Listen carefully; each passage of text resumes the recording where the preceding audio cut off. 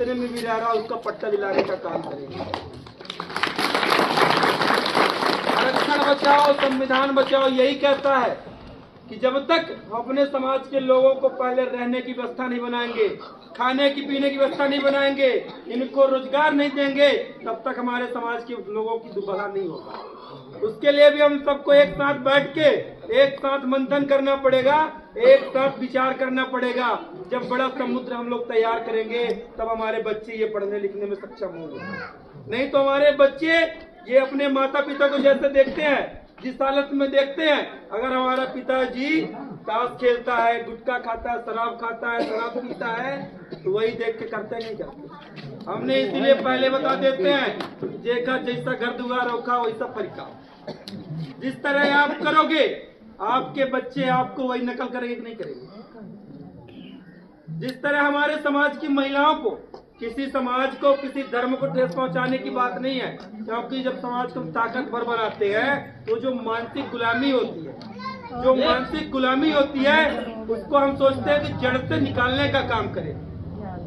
तो मैं ये बताना चाहते हैं कि कभी आपने हमारे समाज की महिलाएं, हमारे समाज की बच्चियां व्रत रखती कि नहीं रखती? व्रत रखते हो नहीं रखते? सभी रखते हो? मैं नहीं कहता आपके धर्म को, आपके आहत को नहीं करना चाहता, लेकिन मैं आपको ये बता दे, ये हमारे लोगों को कमजोर करने का षड्यंत्र है। ये आपको कमजोर करने का षड्यंत्र है। हमारे समाज की महिला इतनी ताकतवर हुआ करती थी, मूसलाधार बारिश के महीने में, तपती धूप में, उनके चाहे सामने गाज गिर जाए तब भी अपने बच्चे का पालन पोषण करती थी कि नहीं करती? करती थी कि नहीं करती? दूसरे समाज की अगर महिलाओं को हम बैठा दें तपती धूप में, तो अम्मा दीदी करती है कि नहीं करती? करती है कि नहीं करती? मैं आपको ये बताना चाहते हैं कि आप व्रत रहो, अच्छी बात है। एक दिन आप उसके लिए व्रत रहो, इनके लिए व्रत रहो, कलेक्ट्रेट के सामने जाओ, संविधान विधानसभा के सामने जाओ, वहाँ धरने पे बैठ के एक दिन उपवास करो। आने वाले समय में भविष्य आपके लिए। आप किसी मंदिर के सामने, किसी देवता के सामने व्रत रखते हो, आपके बच्चे का भविष्य भला हुआ क्या? हुआ क्या? आपको जब निर्जला व्रत रहोगे, हमारे समाज की महिला इतनी भोली भाली होती है कि वो जब पेट में गर्भावस्था में भी रहती है तब भी निर्जला व्रत रख लेती है। रख लेती नहीं? रख लेती? रख लेती नहीं? रख लेती? अरे बहुत। तब भी सोच लो, जब हमारे बच्चे, हमारे पेट में पल रहा बच्चा, उसका पोषण नहीं होगा, वो कुछ खाएगी नहीं माता, तो बच्चा हमारा हष्ट कैसे पैदा होगा? मानसिक गुलाम पैदा हो कि नहीं होगा? आपने कभी ये नहीं सोचा होगा? अगर ये मान लो, सबरी को कौन कौन जानता है? सबरी माता को कौन कौन जानता है? हाथ उठा लो एक बार। अरे सब जान, टीवी लगा दे तो जान जाइए। सबरी हमारी माता है, सभी कोई कहते हैं। शांति बनाओ, शांति बना रखना। सबरी हमारी माता, सब कोई जानते हैं, है ना? आपने कभी ये जिक्र किया कि सबरी की जब शादी नहीं हुई तो उसके हम बच्चे कैसे होंगे, वो हमारी माता कैसे होगी? आपने कभी दिमाग में लगाया क्या बात? आपने कभी दिमाग में बात डाला क्या? बिल्कुल नहीं। आपने कभी दिमाग से पूछा क्या? अभी आपने कभी दिमाग से सवाल किया क्या कि जिसकी शादी नहीं होगी, जिस महिला की शादी नहीं होगी, उसके बच्चे, उसके संतान कैसे पैदा होंगे? आपने कभी दिमाग लगाया क्या? नहीं लगाया। उधर दो तीन अम्मा तो बात कर रही हैं।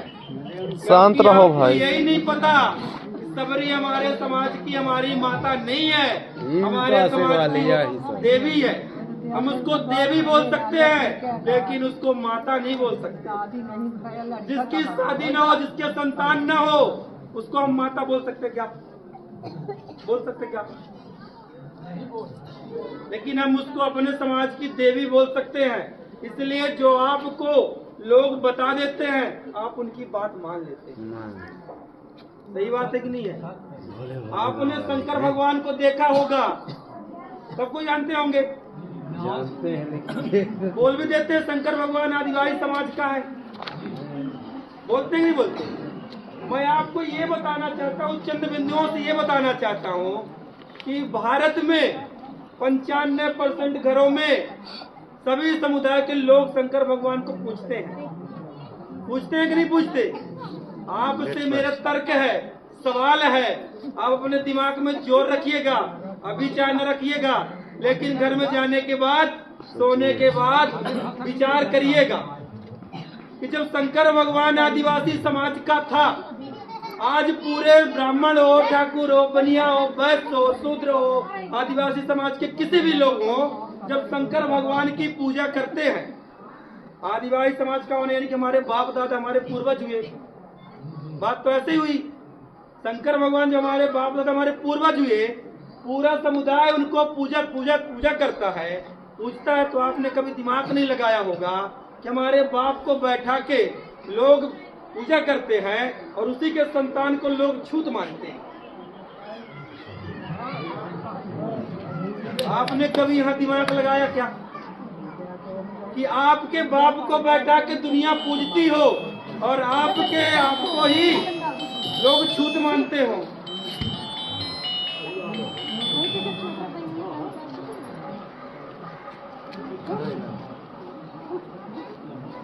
साथियों, ये हमारे लोग सदियों से लोग किसी की बात को न सुनना, उठना बैठना, बात को त्रुटि आती है कि नहीं आती? लोग थोड़ा हमारे लोग भी बेचारे भटक जाते हैं। इसलिए मैं आपको बताना चाहते हैं, आपसे तर्क है, सवाल है, आप तो सबको मानो, देवी देवता सबके लिए बराबर है, आप पूजा पाठ करो, लेकिन तर्क भी किया करो। बिना तर्क के कुछ भी नहीं होता। अपने बच्चे का भविष्य बनाना, तर्क करना सीख लो।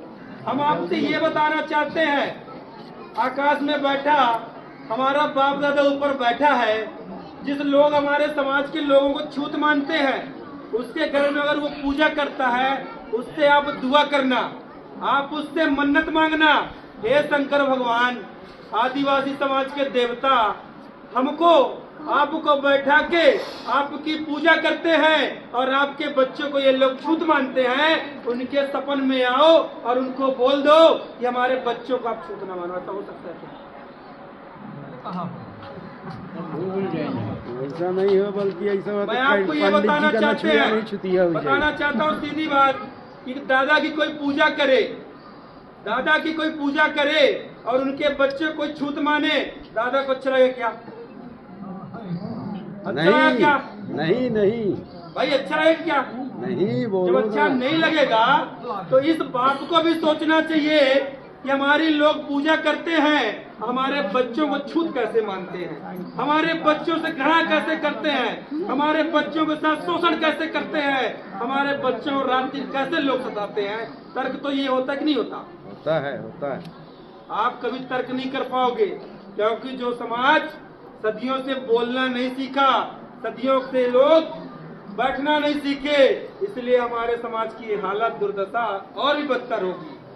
जितना हमारा समाज शिक्षित होगा, उतना हमारे लोग अभी गुमराह होंगे।